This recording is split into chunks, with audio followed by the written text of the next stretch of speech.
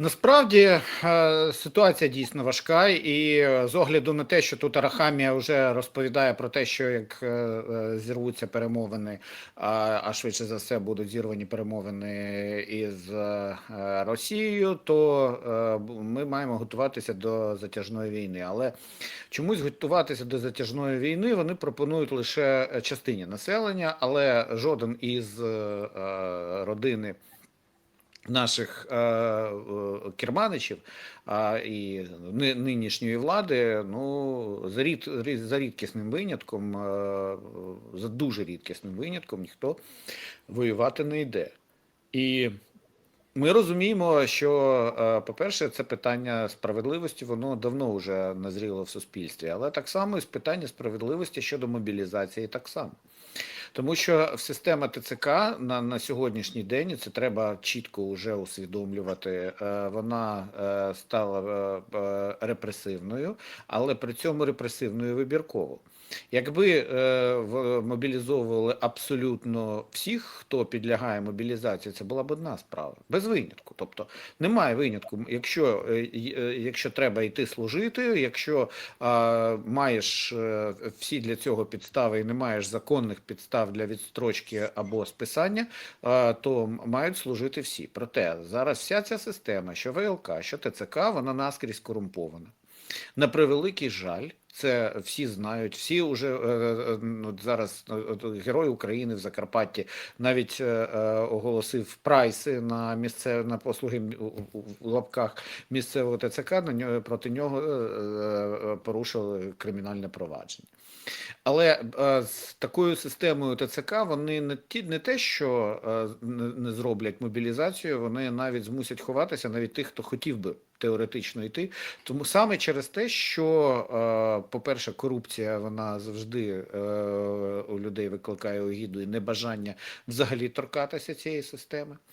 А прайси на послуги, просто вони вже фактично ходять в інтернеті.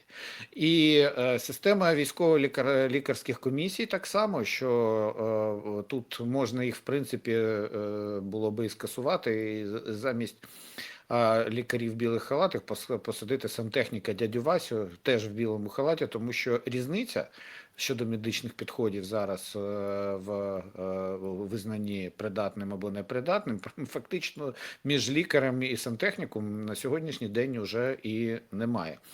Бо оскільки мобілізація стала таким собі опудалом, оскільки мобілізацією лякали неугодних журналістів, неугодних антикорупційних активістів, просто інших активістів, просто людей, опозиційних діячів, які говорили і могли критикувати владу, то ясна річ, що це рано чи пізно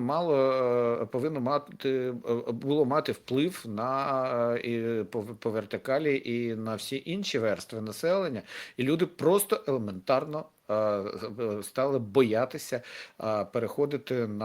йти на військову службу, особливо проходити через ТЦК, де дійсно в дуже багатьох місцях є інформація про нелюдське ставлення. Чи є вихід для цього? Ну, я думаю, що зараз будемо очікувати від нового міністра оборони Михайла Федорова. Він пообіцяв подати законопроект революційний, який буде пропонувати змінити цю систему. Я розумію, що вся ця тилова структура військова, яка сидить на цих потоках від ТЦК, а також там блогери, які сьогодні з піною рота захищають ТЦК. Думаю, що є у мене таке підозра, що за певні, скажімо так, привілеї, то ясна річ, що вони будуть торпедувати будь-які ініціативи, які зараз змінять цю систему.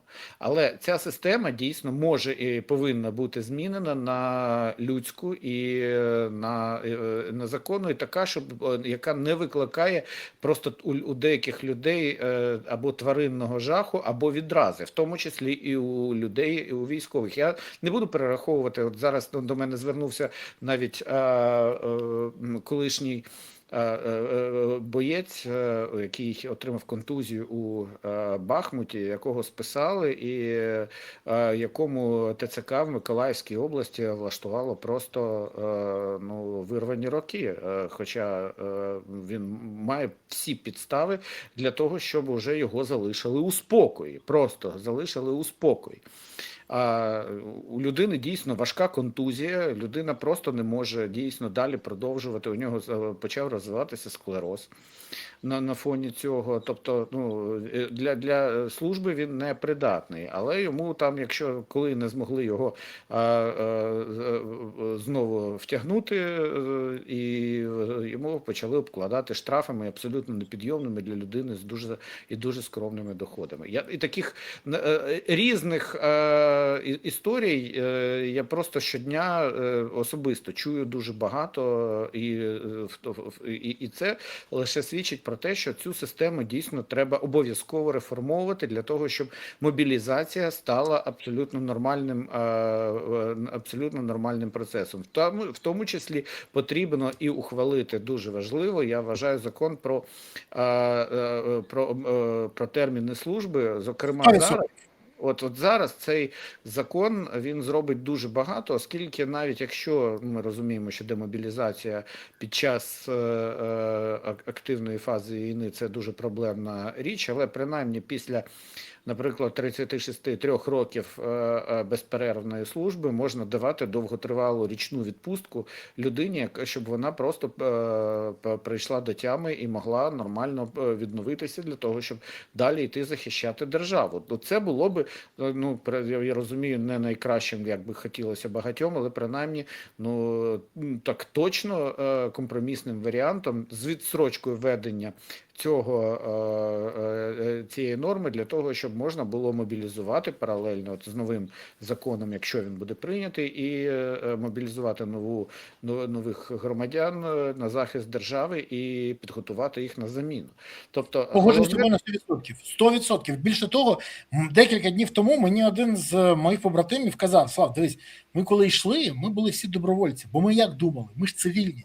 Ми йдемо, рік, півтора, ми протримаємося, а далі вже держава підготує резерв. Нас, як ми колись в АТО були, відправлять на відпочинок, потім можуть знову мобілізувати. Бо він мені каже, мене двічі мобілізували.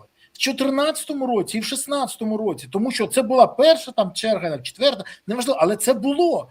Він каже, все, я готовий так само, але зараз ми собі щось себе обманювали, собі надумували. А зараз всі бачать, що нічого не відбувається. А заява Зеленського: демобілізація буде тоді, коли переможемо Путіна. А коли переможемо? А що значить перемога? Особливо в уяві Путіна, особливо в уяві Зеленського. А як, за рахунок чого? Чи він вважає, що якщо Єрмак не воює, якщо Баканов не воює, якщо Трухін не воює, якщо Малюська не воює і всі інші з команди Зеленського не воюють, то воювати повинні інші, а в тему демобілізації взагалі не чіпати. Є розуміння. Взяли, мобілізували 30 тисяч людей, 20 тисяч людей можуть піти, наприклад, зараз Володимир повернеться, 20 тисяч людей можуть піти зараз, якщо будуть граничні терміни служби, буде звільнене тимчасово з лав ЗСУ. Далі 50 тисяч, 30 тисяч пішли. І це зрозуміло. Але тоді людина розуміє, що вона рік чи два, вона воює, а далі є її можливість відновитися. До речі, в Ізраїлі чому черги постійно стоять? Бо всі в армію, бо всі знають. Ти відслужив, далі в тебе період, все.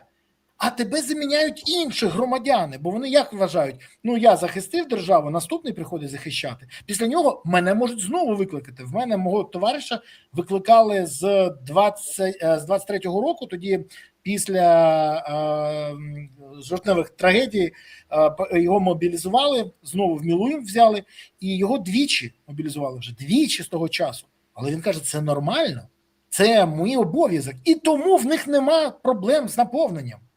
Знову, ще для пояснення. Але у нас, коли, ще раз кажу, люди, які не служили, коли керують країною, то це величезна проблема. А ще проблема, відверто, що вони ігнорують закон про мобілізацію. У мене в ефірі був колишній військовослужбовець Віктор Ківлюк, і він каже, а чому ніхто не вивчає закон про мобілізацію? Просто закон про мобілізацію. Там все написано, але з того закону майже нічого не виконується. І це величезна проблема. Тому, ти знаєш, тут бажано, що все ж таки перейшли до цієї теми, все ж таки від розмов до реальних справ. Тим більше, що закон про терміни служби, якщо я не помиляюсь, було обіцяно до кінця 2024 року прийняти. Слава, так я є одним із співавторів закону про граничні терміни служби щодо 36 місяців. Але ну, не хочуть його просто приймати. Зараз А не хочуть, вибач, будь ласка, тому що жоден з тих людей, які сьогодні, від яких залежить Зеленський, той самий Єрмак, той самий Стефанчук, той самий Арахамія, ані їх діти, ані рідні, ані брати і сестри, ніхто не служить в Збройних силах України. Ну, Де у це нас для розуміння? У нас є депутати, які служать, той самий Роман Костенко, є діти депутатів, які служать. Я знаю цих дітей з цього скликання. І ще раз кажу, але ж тих, хто приймають рішення, їх якраз близькі, рідні, друзі, бізнес-партнери не служать. І тому вони не піклуються. Вони, до речі, пояснювали ізраїльтяни, чому в них не крадуть на забезпеченні Цахал, армія оборони Ізраїля. Тому що це красти на своєму забезпеченні. На забезпеченні своїх рідних і близьких, на забезпеченні своїх дітей, своїх чоловіків, дружин. Вони не можуть так ризикувати. А в Україні це нормально. Оце і проблема. Ну, я сподіваюся все ж таки, що дійсно зараз може зрушитися щось з мертвої точки, хоча парламентська криза дійсно вона не дуже сприяє тому, щоб ухвалювати особливо такі ну, досить протирічиві закони. Проте, якщо це буде дійсно закон, який дозволить з одного боку і зробити мобілізацію, і навести в цьому порядок, і зруйнувати корупцію в системі ВЛК і ТЦК, принаймні покласти цьому основу, то тоді я думаю, що Верховна Рада в такому випадку може і має об'єднатися. Єдине, що чи цей закон підтримує президент, бо все одно будь-яке питання мобілізації зараз є чутливим для населення, і воно за будь-яких обставин, оскільки це вже зараз оголений нерв, буде нести певний негатив, але чи захоче президент будь-яким чином брати на себе негатив, навіть якщо це дійсно сьогодні потрібно для питання оборони держави.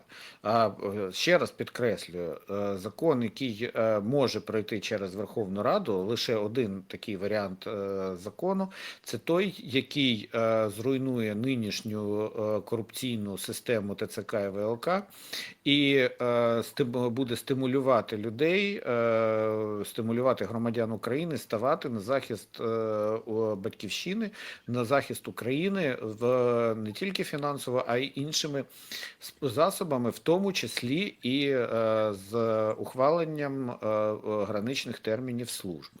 Тобто це має бути комплексне рішення, дуже серйозне рішення, але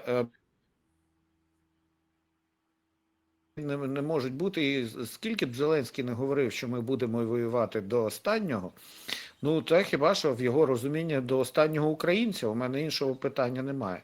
Але якщо ми сьогодні цього не зробимо армію, принаймні, особливо армійський менеджмент на сьогоднішній день ми не зробимо адекватним, якщо ми не зробимо забезпечення Збройних сил України без крадіжок на ньому, як в тилових, так і збройних закупівлях, якщо у нас не буде зараз наведений порядок в сучасних системах і озброєння, як відбору виробників, постачальників, так і забезпечення найкращих виробників всіма умовами для того, щоб вони могли це робити, свої види озброєння і робити, і розвивати, оскільки наш ворог, Російська Федерація, вони постійно вдосконалюють свої системи.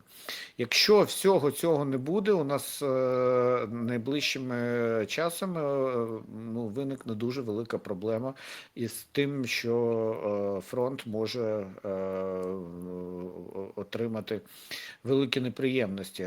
Зараз іде навпаки, наприклад, рішення по старлінках, я бачу, це було просто геймченджером. Ну, це просто, я тут можу сказати, що це чудове рішення, яке дозволило просто позбавити координації російських збройні сили і прорвати фронт уже наш в деяких місцях. Але тут же питання в іншому.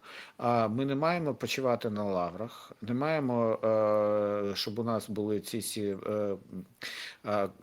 щоб голова не йшла обертом від успіхів. У нас дуже важливо зараз продовжувати діяти на перемогу, а не розповідати, які ми сильні, класні і найліпші в світі. Ні.